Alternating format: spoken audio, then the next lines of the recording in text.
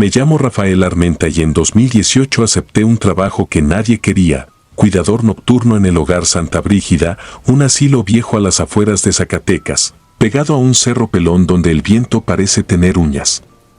Yo venía de trabajar como velador en bodegas y obras, pensaba que un asilo sería fácil, puro silencio, rondines y revisar que nadie se levantara a deshoras.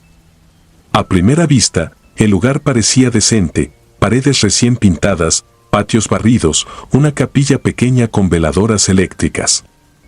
Lo inquietante no era lo que se veía, sino lo que se sentía cuando caía la noche. Como si el edificio, al apagarse las visitas, se quedara respirando solo, pesado, demasiado cerca. La primera semana, los internos me repitieron lo mismo con una seriedad que no se siente actuada. Si la escuchas, no la sigas. No era una frase suelta. Era una advertencia.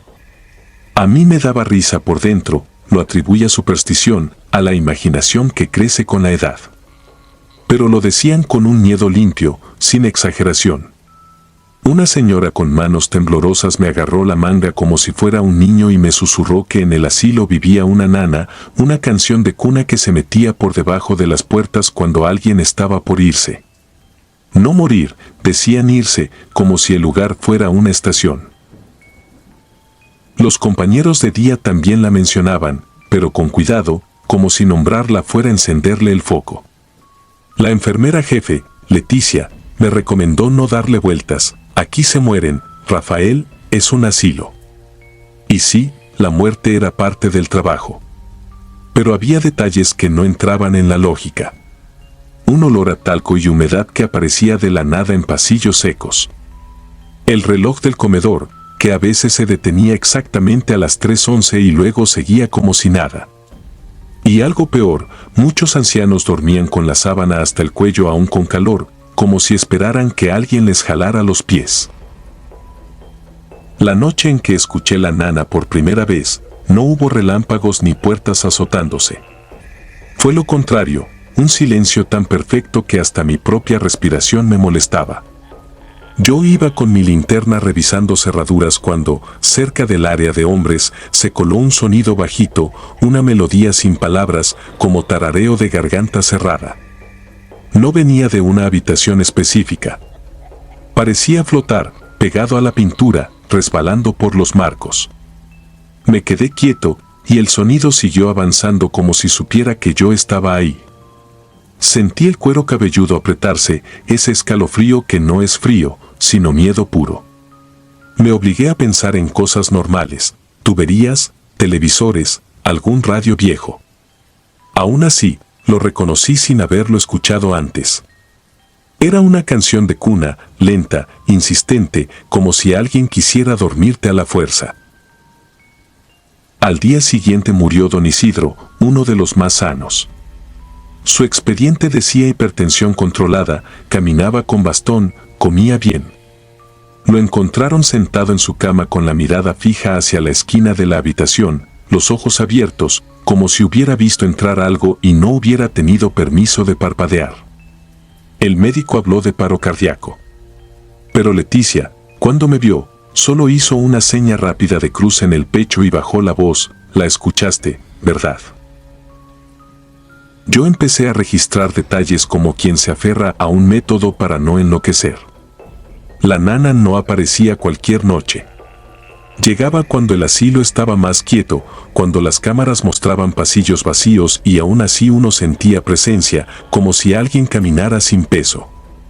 Cada vez que sonaba, al amanecer alguien amanecía distinto, más pálido, con ojeras hundidas o simplemente no amanecía. Los ancianos ya no pedían agua ni baño a deshoras, pedían que les dejaran la luz encendida. Algunos rezaban sin mover los labios, otros apretaban rosarios de plástico hasta marcarse la piel. Una madrugada, cansado de vivir con la sensación de que el edificio me estaba mirando, decidí seguirla. No por valentía, sino por hartazgo. La nana empezó cerca de la lavandería, donde el aire siempre olía a cloro. El sonido se fue desplazando, suave, y yo avancé detrás, alumbrando el piso.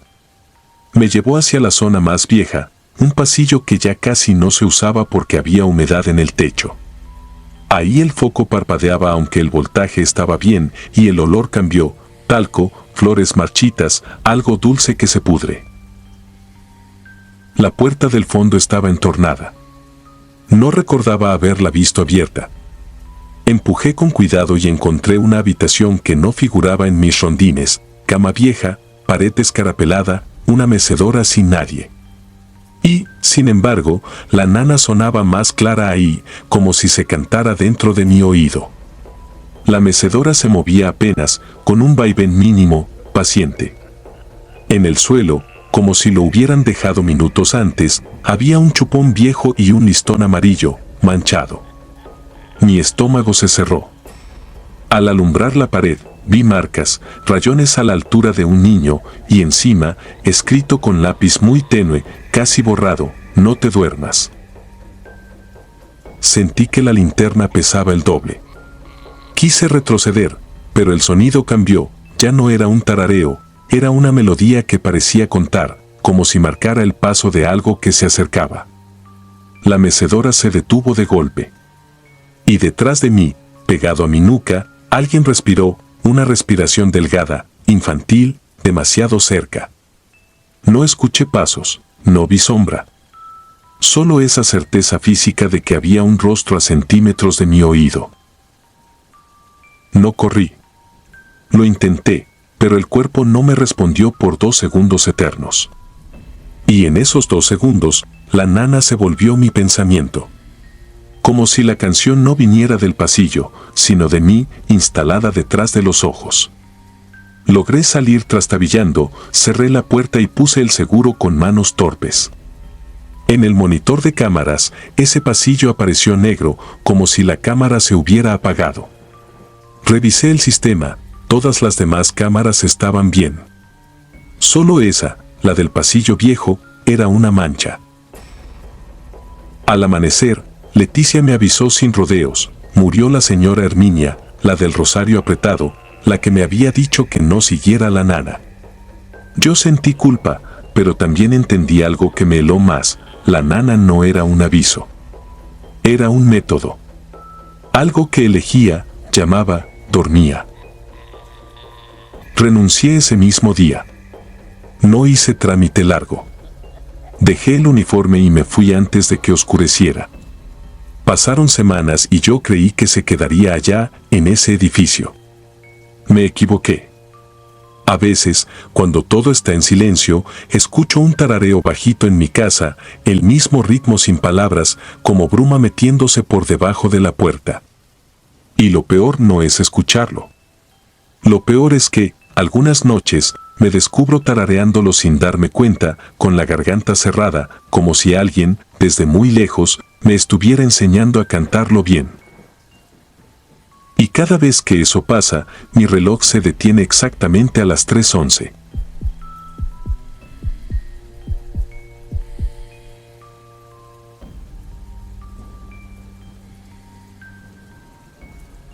Fue en 2003, cuando me aceptaron como camillero y apoyo nocturno en un asilo privado a las afueras de San Luis Potosí, rumbo a la carretera vieja, donde el polvo se pega a los zapatos como si tuviera manos.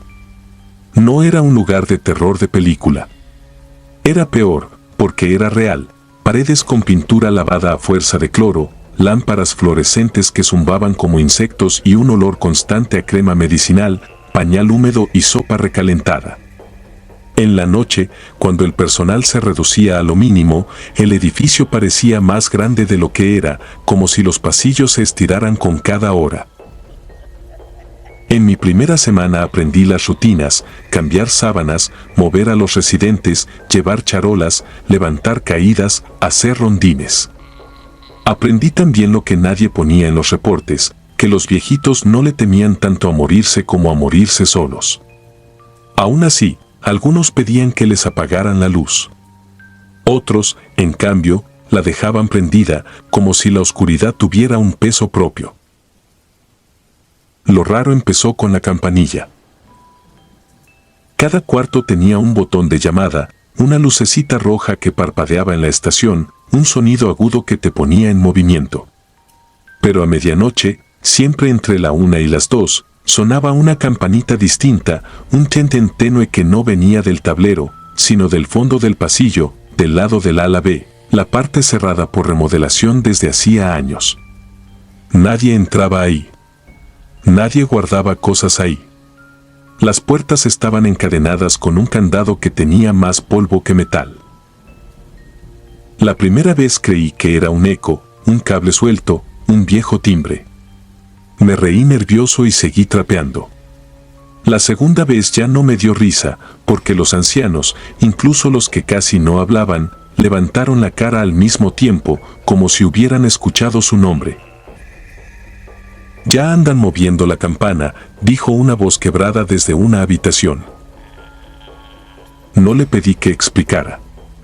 En los trabajos nocturnos uno aprende a no provocar historias. Pero la curiosidad se me quedó clavada.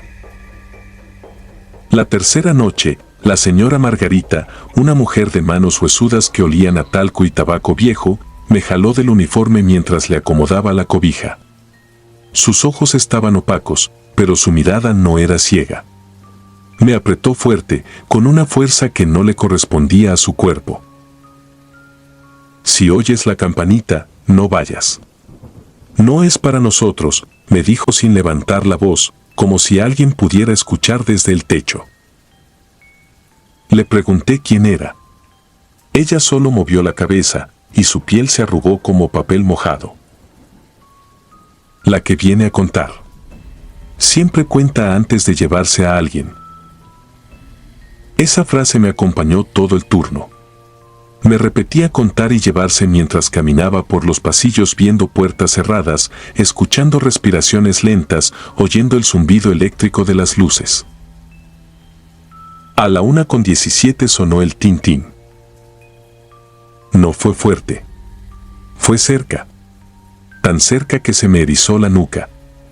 Se apagaron 2 lámparas del pasillo como si alguien hubiera bajado un interruptor y el aire se puso frío, un frío seco que no olía a lluvia, sino a cemento. No fui por valentía. Fui porque el cuerpo se mueve antes de que la cabeza decida. Caminé hacia el ala B y me quedé frente al candado. El metal estaba helado, imposible en pleno calor potosino. Del otro lado, en la oscuridad, escuché un arrastre leve, como bata rozando el suelo. Luego llegó el sonido que me vació el estómago, una respiración, no de enfermo, sino de alguien parado, quieto, respirando despacio para no hacerse notar. Se me ocurrió hablar, decir quién anda ahí, como si estuviera en control. No me salió la voz. Solo tragué saliva. El tin-tin sonó otra vez, ya no como campana colgada, sino como si alguien la sostuviera en la mano. Y en ese segundo entendí algo absurdo y exacto, me estaban midiendo. El candado se movió. No se abrió. Solo vibró, como si lo hubieran tocado del otro lado. Retrocedí sin despegar la vista y tropecé con el carro de curaciones. Las botellas tintinearon y ese ruido rompió el silencio como un grito. Entonces vi lo que no debí ver.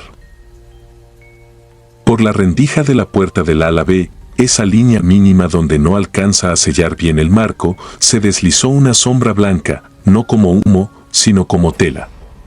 Un uniforme antiguo, largo, con dobladillo húmedo. No vi cara. No vi ojos. Vi una forma humana que absorbía la luz, como si las lámparas tuvieran vergüenza de alumbrarla. Sentí que el aire se me iba a los pulmones y se quedaba ahí, sin convertirse en respiración. La figura levantó la mano. Lo juro por lo que sea, levantó la mano y contó con los dedos, lento, como cuando un niño juega. 1, 2, 3.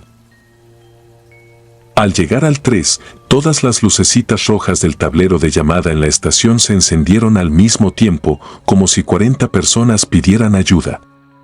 Corriendo, me fui hacia la estación y el sonido me siguió, no atrás, sino a mi lado, como si caminara conmigo sin tocar el piso. Encontré a la enfermera titular, Julia, pálida y sudando, mirando el tablero como si fuera un altar. No entres a los cuartos, me dijo sin verme. Espera. Le pregunté por qué. Me respondió con una frase que todavía me despierta en la madrugada. Cuando suena la campana, si abres una puerta, te toca a ti cerrar la última. No entendí. Hasta que en el cuarto 12, el señor Apolinar dejó de respirar. Nadie lo tocó. Nadie entró. Solo se apagó su monitor y el silencio se acomodó sobre su cama como una sábana limpia. Y entonces ocurrió el giro que me terminó de romper. La señora Margarita, la misma que me advirtió, empezó a reír bajito desde su cuarto, una risa seca sin alegría. Fui a verla desde la puerta, obedeciendo a medias. Ella estaba sentada, mirando a la esquina del techo, con los labios abiertos, como esperando un beso. Ya contó bien, susurró. 1 por 1, y el último no es viejo. Me señaló con un dedo tembloroso, no a mí, sino detrás de mí. Sentí la campanita en mi oído, tan cerca que pude jurar que el metal rozó mi piel. No me atreví a voltear. Pero lo vi reflejado en el vidrio del cuadro colgado junto a la puerta, la figura blanca parada a mi espalda, inmóvil, sosteniendo la campana con la mano izquierda, y con la derecha, anotando en una libreta vieja, como si yo fuera un número más. Esa misma semana renuncié. No expliqué nada. Inventé que mi madre estaba enferma. Nadie insistió, porque en ese lugar la gente aprende a no preguntar lo que no quiere oír. Han pasado años. A veces, cuando una luz parpadea en mi casa o cuando el aire se pone frío de golpe sin razón, escucho un chenten breve, casi cariñoso. Entonces recuerdo lo que dijo Julia y lo que me susurró Margarita. Que cuando suena la campana, alguien ya contó. Y que el último, tarde o temprano, es el que escuchó. Suscribirte y darle like ayuda mucho a este canal. Si ya has escuchado mi contenido antes, te ha gustado y estás disfrutando lo que escuchas en este sector, te agradeceré que presiones el botón de suscribirse. Sin más interrupciones, continuamos.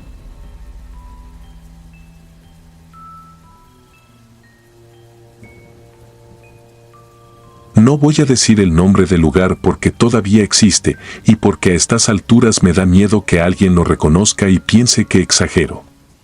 Era 2019 cuando acepté el turno nocturno en un asilo a las afueras de la ciudad, un edificio viejo, de esos que alguna vez tuvieron otra función y luego los pintan de beige para que parezca hogar.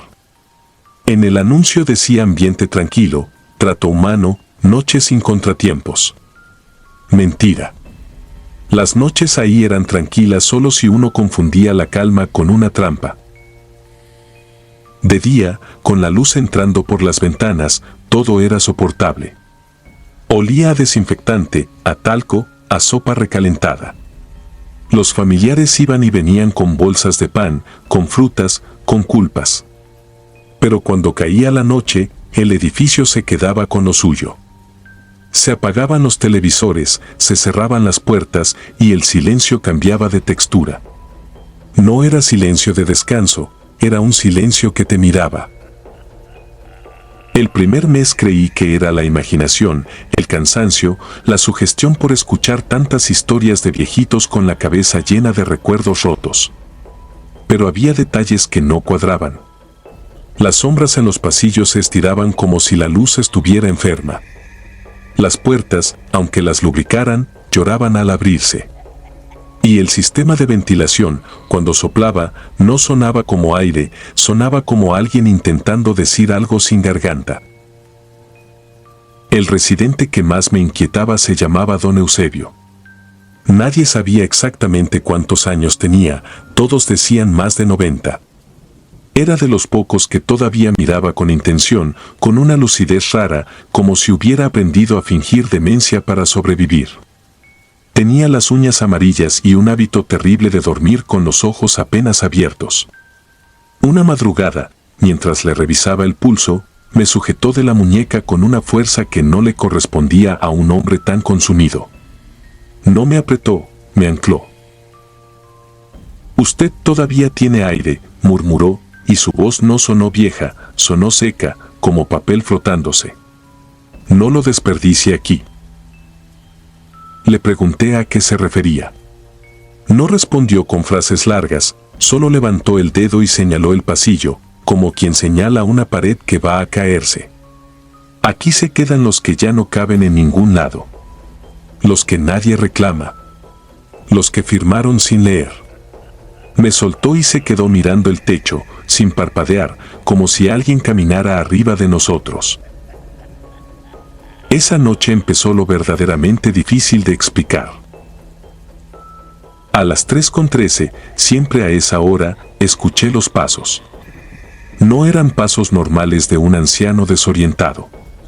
Eran rítmicos, lentos, pesados, como si alguien arrastrara algo que no quiere soltar. Lo seguí con la lámpara, pensando en una caída, en un accidente, en una urgencia. El pasillo estaba vacío, pero el sonido venía hacia mí. Sentí cómo se me erizaba la piel, no por miedo abstracto, sino por esa certeza animal de que alguien está demasiado cerca. Cuando el sonido llegó a la esquina del cuarto de mantenimiento, la puerta estaba entreabierta. Eso era imposible. Yo llevaba el manojo de llaves y esa puerta tenía candado. Aún así, había un hilo de oscuridad saliendo de ahí, más denso que el resto. Empujé apenas con los dedos y el aire me golpeó como un aliento guardado. Olía a humedad vieja, a metal, a algo orgánico que no debía estar ahí. Dentro había una figura encorvada de espaldas, temblorosa, como un anciano desnudo cubierto por una manta. Di un paso y la lámpara iluminó un pedazo de piel grisácea, estirada, como si alguien la hubiera usado demasiado. Antes de que pudiera hablar, la figura se deshizo. No se fue caminando, no se escondió. Se disolvió, como humo tragado por el techo. El miedo no vino después, vino con lo que vi en el suelo. Había una marca larga, oscura, como un rastro de arrastre. No era polvo. No era grasa. Era algo que absorbía la luz y se pegaba a la vista. Me incliné y la toqué con un guante. No olía a sangre, olía a ropa guardada y a boca cerrada. Me limpié el guante, cerré la puerta y por primera vez desde que empecé ese trabajo pensé, con toda seriedad, en salir corriendo y no volver. Pero el edificio no se deja así de fácil. A las 4, la supervisora nocturna me llamó por radio para que revisara el ala vieja, la parte que ya no usaban salvo para guardar camillas, cajas, cosas sin nombre. Subí con la lámpara y sentí que el aire se hacía más frío, como si esa zona respirara distinto. Las paredes ahí no eran beige, eran de un blanco antiguo con manchas que nadie lograba cubrir del todo. En una puerta sin letrero, encontré un archivador metálico. No debería estar ahí. Estaba abierto, como si alguien lo hubiera dejado a medias. Y en la carpeta superior había una hoja con un título escrito a máquina, lista de los que siguen respirando. Mi nombre estaba ahí. Mi nombre completo, con letra perfecta. Debajo, una fecha futura. Y al lado, en una columna, un número de cama. Se me secó la boca. Revisé otras hojas. Había nombres de residentes fallecidos, con fechas exactas, incluso algunos que yo mismo había visto morir semanas antes. Pero también había nombres de trabajadores. Guardias, enfermeras, intendencia. Algunos ya no estaban en plantilla. Recordé que de ellos se hablaba como si se hubieran ido por su cuenta, sin despedirse, sin cobrar, sin avisar. Sentí pasos detrás de mí. No me giré de inmediato. Me quedé congelado mirando esa hoja, como si al verla pudiera cambiarla. Cuando al fin volteé, don Eusebio estaba al final del pasillo, parado, con la bata colgándole como tela húmeda. No debería caminar solo, y menos llegar ahí. No es una lista de muerte, dijo. No parecía cansado. Parecía obediente. Es una lista de pertenencia. Le pregunté por qué estaba mi nombre. Quise sonar firme, profesional, lógico. Se me quebró la voz. Don Eusebio avanzó apenas un paso y sonrió sin alegría. Porque usted ya escuchó. Porque ya vio. A los que ven, los anotan. Entonces comprendí algo que me heló más que cualquier fantasma. En ese asilo no se quedaban los muertos por accidente. Se quedaban porque el lugar los guardaba, como una caja fuerte. Y para seguir funcionando, necesitaba reemplazos. No de gente nueva, sino de gente que ya estuviera contaminada por el edificio, marcada por el miedo, por la obsesión, por el secreto. Bajé corriendo al área principal. Busqué mi mochila, mis llaves, mi celular. El celular no tenía señal. Las puertas automáticas no abrían, aunque el sistema tuviera energía. La supervisora no respondía por radio. Caminé hacia la salida de emergencia y, cuando empujé, el seguro estaba puesto desde afuera. No tenía lógica. Me quedé pegado a la barra, respirando como si acabara de salir del agua. Fue entonces cuando lo sentí. No una mano, no un golpe, sino un peso en la nuca, una presión suave, insistente, como si alguien me acomodara en mi sitio. Y escuché, muy cerca del oído, un murmullo de varios, no de uno. Todavía tiene aire. Esa mañana, cuando por fin entró el turno de día, yo estaba sentado en la sala común, con la espalda recta, mirando la pared, como si llevara años ahí. La supervisora me tocó el hombro y me preguntó si me sentía bien. Quise decirle todo. Quise enseñarle la lista. Quise renunciar. Pero mi boca solo logró repetir una frase idéntica a la de don Eusebio, como si me la hubieran escrito por dentro. Aquí se quedan los que todavía respiran. No sé cuánto tiempo ha pasado desde entonces, porque desde esa noche los relojes del asilo siempre marcan las 3:13 cuando los miro. Y a veces, cuando hago mis rondas, veo en los reflejos de las ventanas a alguien caminando detrás de mí, encorvado, arrastrando algo, ensayando mis mismos pasos, como si ya estuviera aprendiendo a ser yo.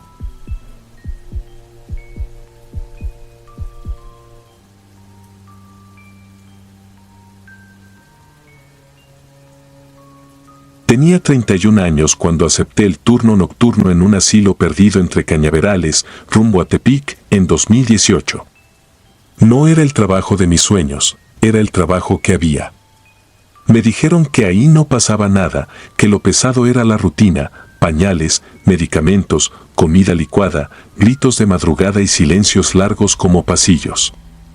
Nadie mencionó lo otro, lo que se pega al cuerpo como el olor a cloro y pomada de eucalipto. El lugar se llamaba Santa Brígida, pero no tenía nada de santo. Era una construcción antigua, de paredes húmedas y focos amarillos que zumbaban. De noche, el asilo parecía encogerse. Los pasillos se volvían más estrechos, los cuartos más oscuros, el aire más frío. Hasta los relojes sonaban distinto, como si cada tic fuera una cuenta regresiva. La primera semana escuché la historia sin querer. No fue un cuento contado alrededor de una fogata, fue un comentario seco en la farmacia interna, mientras una enfermera abría un frasco de pastillas con manos temblorosas. Si te toca el pabellón B, no mires los espejos después de la 1. No pregunté por qué. Aprendí rápido que en esos lugares preguntar abre puertas. Aún así, me enteré por pedazos, los viejitos hablaban de la señora del rebozo, una presencia que caminaba sin hacer ruido y que se detenía junto a la cama de quien ya iba de salida. Decían que no tenía cara, que el rebozo le caía como una sombra viva, y que dejaba un olor a tierra mojada aunque no hubiera llovido en días. Yo me burlaba por dentro. Me repetía que eran delirios, demencia, miedo a morir en un cuarto ajeno. Pero el asilo tiene una manera muy sencilla de romperte, te deja solo con la noche, con tu respiración, con los sonidos que no deberían estar ahí. La primera vez que algo no cuadró fue con don Lázaro, un hombre muy flaco que no hablaba casi nada. Tenía la mirada fija, como si su mente se hubiera quedado en otra parte. Esa noche yo le cambié las sábanas y le acomodé la almohada. Sus dedos me apretaron la muñeca con una fuerza que no le conocía. No la deje entrar, susurró, sin mirarme. No deje que me amarre. Le pregunté quién. Me contestó con algo que todavía me revienta por dentro cuando lo recuerdo. La del rebozo. Trae pulseras. Soltó mi muñeca. Yo vi el reloj, 12:58. Sentí un aire helado, como cuando abren un refrigerador. Me giré hacia la puerta, esperando ver a una enfermera, un familiar perdido, lo que fuera. No había nadie.